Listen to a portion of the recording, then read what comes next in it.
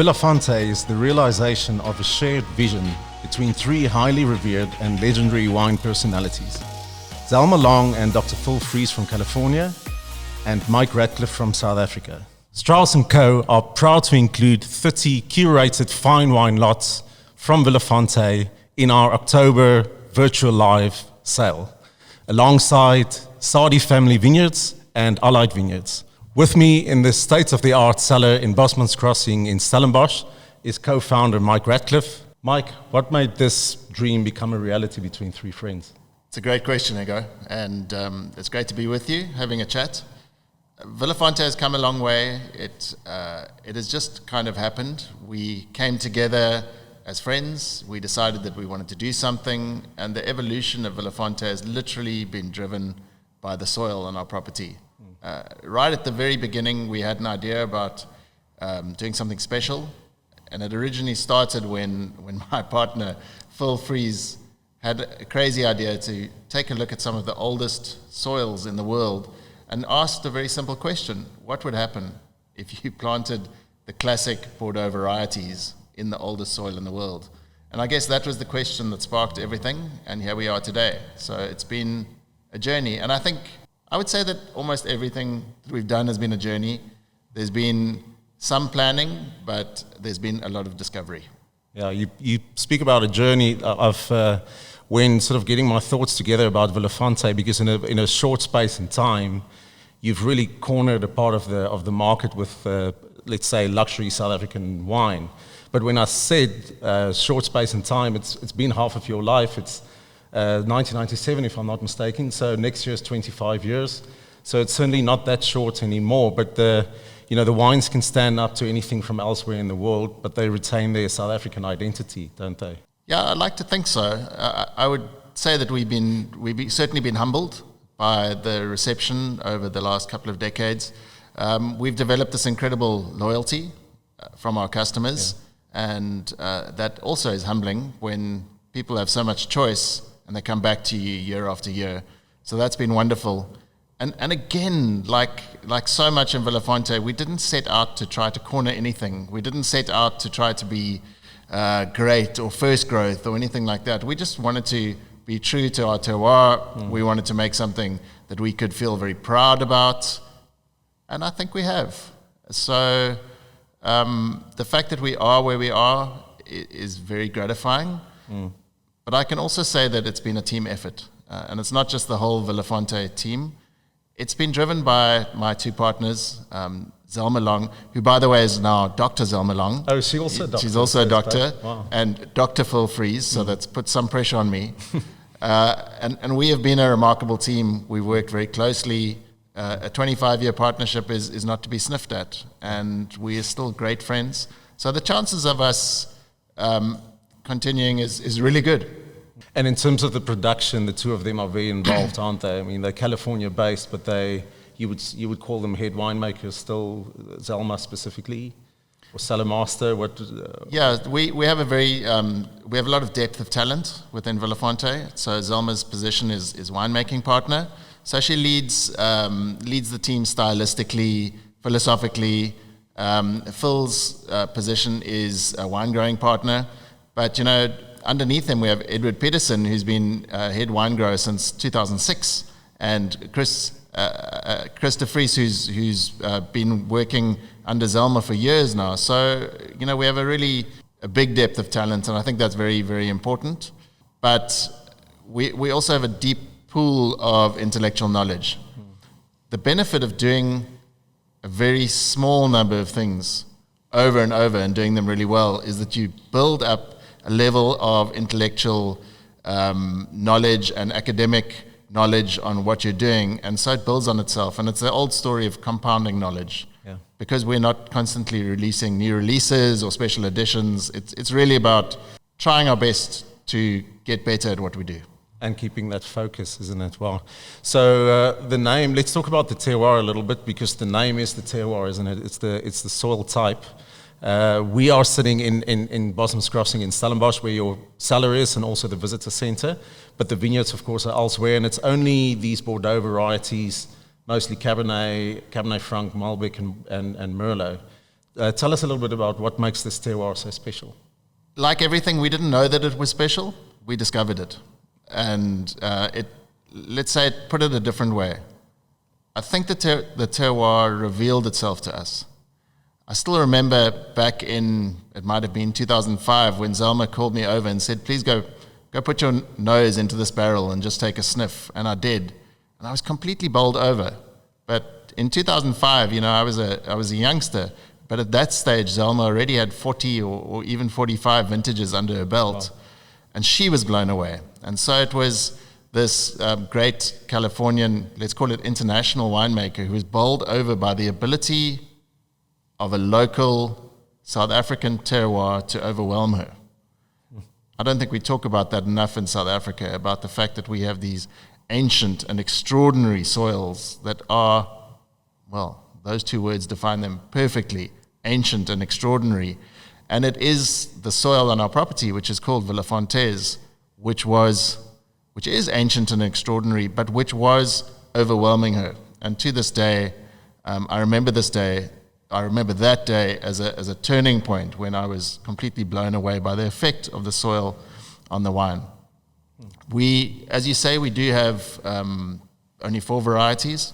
We've always had only 4 varieties. We've changed rootstocks and clones. We've planted different row directions. It's like a duck swimming on a pond. It looks very calm, but underneath the feet are swimming very fast and there's a lot of turbulence. So we are changing and innovating all the time. But the bedrock, if I can risk mixing metaphors, has always been the fact that we have this ancient and extraordinary soil called Vilafonté's on our property, which underpins everything. That's cool. And then the focus you talk about really is something that comes through in the wine. And I like what you're saying, that excellence is achieved by doing the same thing over and over again and just trying to improve it every time. I like that. And you can only do that with focus.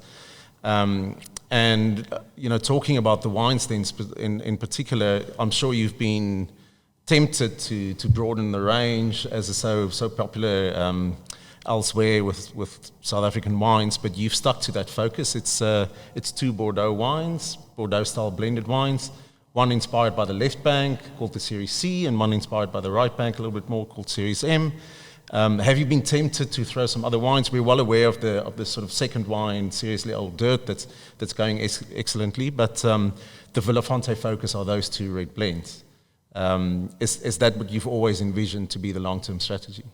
Well, the great thing about having a long conversation with you is I can tell you the whole story. The whole story.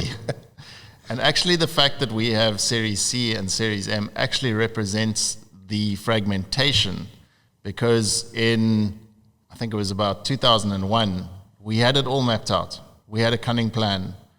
And this cunning plan was that we were going to produce one wine. Very, very simple. And we planted our property with these 4 classic varieties with the intention to achieve that one single wine. And in 2002, already, we started harvesting those grapes. And I remember sitting down with Zelma and Phil, and she was saying, we've got something special here. The flavors that are coming out of this vineyard are unique, and I use the word overwhelming, but extraordinary even.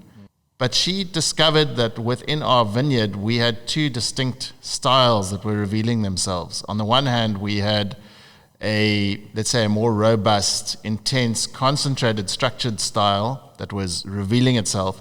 And on the other hand, we had barrels which contained more juicy, round, voluptuous, succulent flavors, which in their own particular way were also perhaps extraordinary. And that sparked a debate.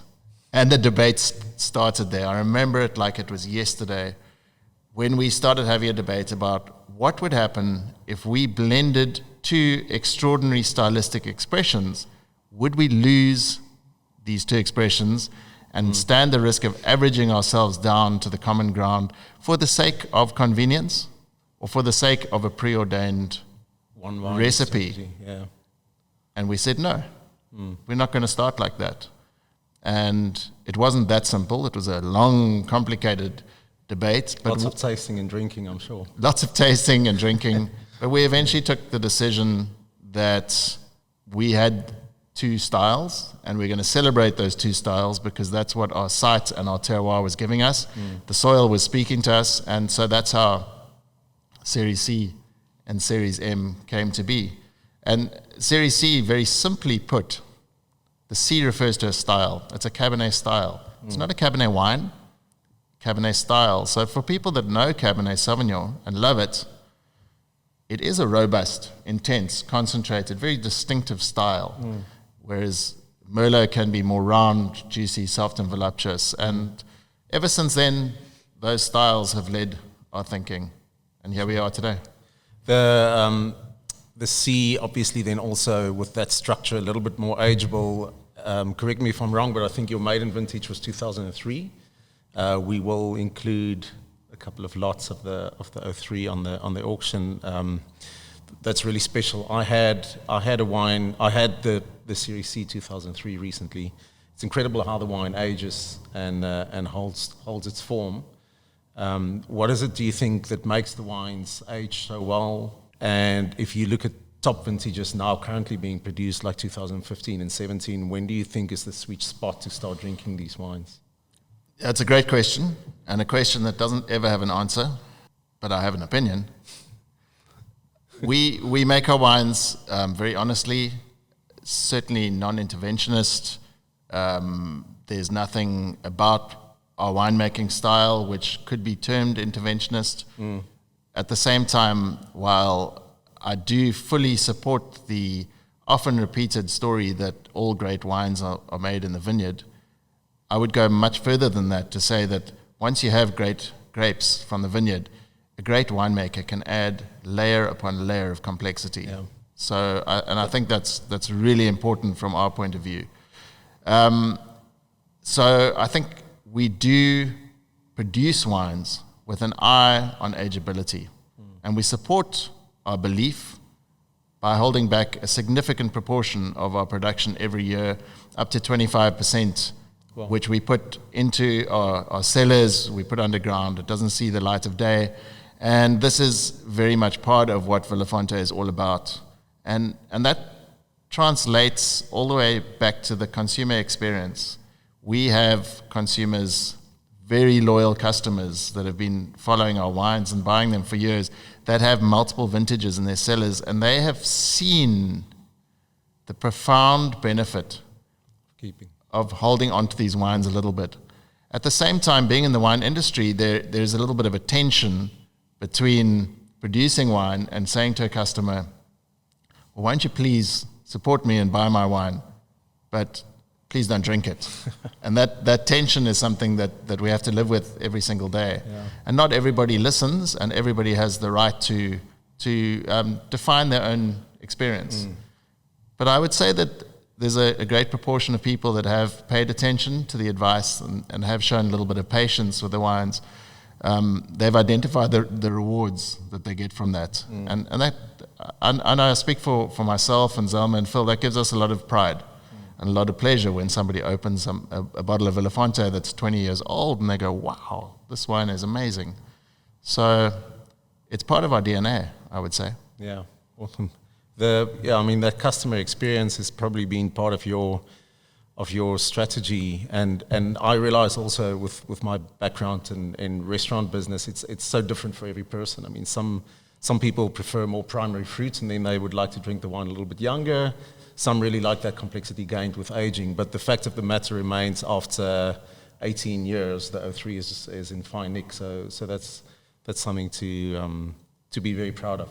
The customer experience is something I want to touch on, because for me that relates to your marketing strategy, which some would say is trailblazing, and I'm sure you prefer to be humble and not talk about that too much, but it is unique how you've been able to establish Vilafonté as a real essential brand. Can you talk a little bit about that, with what your philosophy's been with regards to the marketing? It's been very clear. I think the secret weapon in our marketing has been consistency. We don't really do anything new every year. And so the message is true from the vineyard to the wine to the consumer. Every year we're telling people perhaps more about the wine itself than the experience. And that consistency is a very strong thing. And I keep reminding myself, you asked me earlier, am I ever tempted to launch another wine? The answer is, of course. But that temptation lasts for seconds and then it's gone. When I realize that our greatest strength is that we are able to communicate a very consistent message to our customers. And just to answer your question, the most powerful marketing is that marketing which falls on an audience who are eager to hear it. And I would say that our customer base are always hungry for information. They are keen to know what the next vintage is going to be like. They are anticipating it. But that's looking forward. But I think our marketing is also retrospective, where we go back and we'll tell people about the 2005. You just spoke about the 2003. And before we started recording, I was telling you about the 3-liter 2004 Series C that I opened with friends last year. And it was a spectacular experience. It was joyous and it was happy. And really, if our marketing can ultimately get somebody to buy a product that results in them having a joyous and a happy experience, well, that's a win across the board. I am convinced, and it does give me great pleasure watching the market as I do, at the amount of complexity that people bring into the communication about their wines, when ultimately the customer is looking for an experience. And if we can provide that experience, then it's a win from our point of view. Awesome. I'd say that Vilafonté is, it's also a part of a time and place in the South African wine industry, and there is so much momentum for fine wine developing, and I feel Vilafonté is part of that story. So speaking of the context and experience, I think it's fair to say you're in good company for this sale with Sadie Family Wines and Alheit Vineyards. Do you have anything to share about those wines? I know that the producers at the top end of South African wines know each other's wines, drink each other's wines, which is fantastic. So any comments? Oh, I have a lot. I feel very proud to be part of an innovative industry, and I feel very humbled to be even have our wines associated with some of the great wines of South Africa. I'm also very proud that as you look around the top end of the South African wine industry, there are wineries that have really established themselves, and they've done a great job doing that. But there's also a new level of, let's call it young guns, that are coming through the ranks now, who will be challenging the new establishment, if there is such a thing, to say, okay, you guys did a great job, but we've got a couple of tricks. So Eben and I are close friends, philosophical sparring partners. We like to challenge each other, but I would say that I do not have a stronger supporter of my wines than Eben. I think there's another important thing is that I buy his wines every year. I drink his wines. I show them off. Exactly. I'm extremely proud of having him as a colleague in the South African wine industry.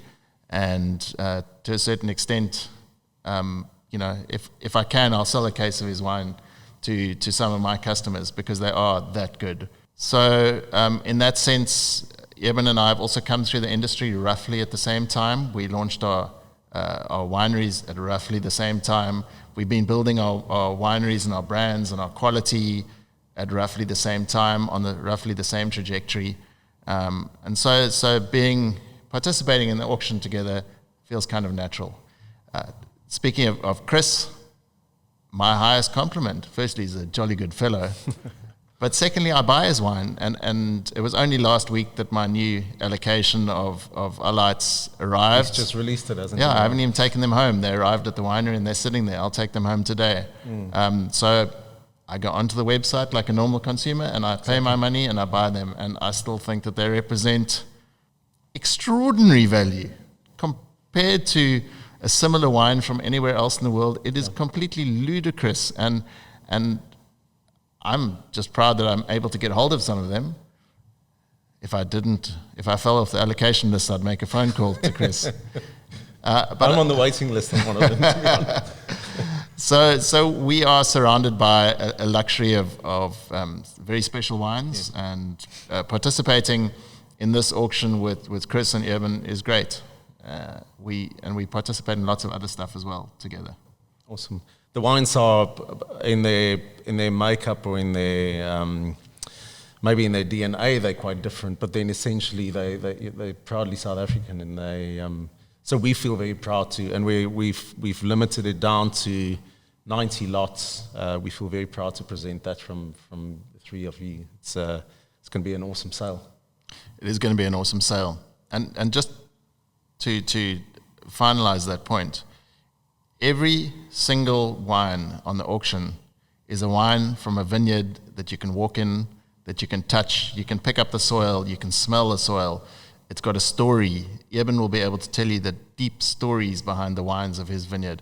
Chris who's a ridiculous storyteller. He can go on and on about the incredible stories behind his vineyards. And similarly for us, just before this, I was telling you about spending the last 2 days digging holes and climbing into them. We can tell you about everything about these vineyards, and they are site-specific, they are wine-specific, and they represent the characters of the people that are making them, and that's kind of special. You're absolutely right. They're wines with a sense of place, but without having the ability to walk into somewhere and just go and buy them that easily. They're always scarce because they are finite in terms of where they're produced. Very cool. These are also wineries. Not one of us has a cellar door. Yeah. Not one of us has a restaurant. Not one of us has a jungle gym.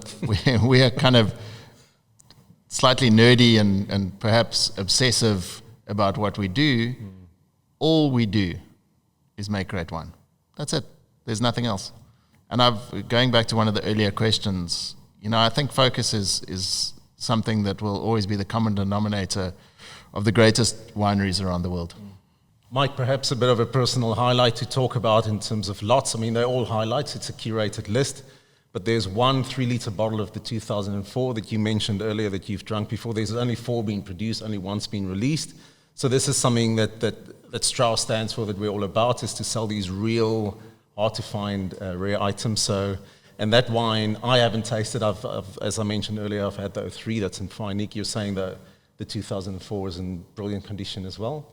In February 2020, I opened one of those 3-litre 2004 Series Cs in Stellenbosch with a group of friends, and it was exceptional. It brought a small tear to my eye, and I remember using those exact words when I came into the office on Monday and I gathered my team and I said, guys, this wine was profound and spectacular.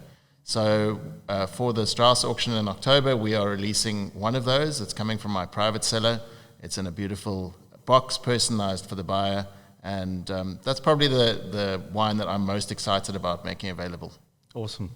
To bid on this really rare and all the other really exciting lots, you can join us online on the 10th of October. It's a virtual live auction, so the auctioneer is featured online, but you can join from anywhere from the comfort of your home. Strauss & Co website. We'll see you on the 10th. Thanks, Higgo. Thanks, Mike.